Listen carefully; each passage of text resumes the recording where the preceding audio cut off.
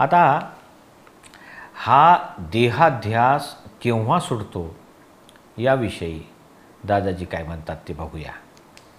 सर्व जग देहाध्यासमध्ये गुंतून गेलेलं आहे. असं म्हणतात, हा देह माझा नाही, मन माझे नाही. पण कोणी तुम्हाला काही बोलले की चंदूलाल तुमच्यामध्ये अक्कल नाही, संबंध रात्र तुमच्यावर परिणाम होईल.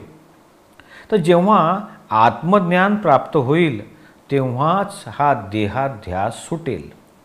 मी चंदूलाल, मी याचा मामा, याचा काका, हिचा नवरा, याचा बाप, हाच देहाध्यास आहे. जोपर्यंत देहाध्यास सुटणार नाही तोपर्यंत स्थूल आणि सूक्ष्म दशेत राहतो, शुभ आणि अशुभ राहते. मी शुद्धात्मा आहे याचे यथार्थ ज्ञान झाले तर मग देहाध्यास सुटतो.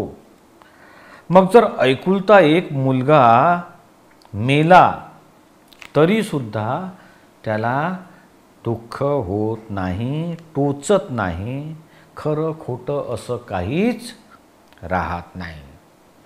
जसा देहाध्यास झाला तसा आत्माध्यास झाला पाहिजे. झोपेमध्ये भर निद्रेमध्ये सुद्धा आत्म्याची भान राहिली पाहिजे.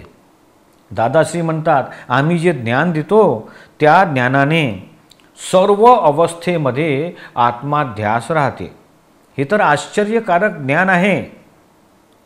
जसं दही मंथून लोणी आणि ताक सुटं राहतं असं हे ज्ञान आहे. देह आणि आत्मा सुटा आणि सुटाच राहतो.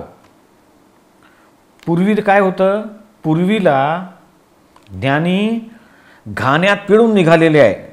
आता ते असं आहे की तू आत्मा आहेस, जर देहाला घाणीत पिळावयाचे असेल तर पिळून दे, देहाचे तेल काढायचे असेल तरी काढू दे, आत्मा पिवडायचा नाही.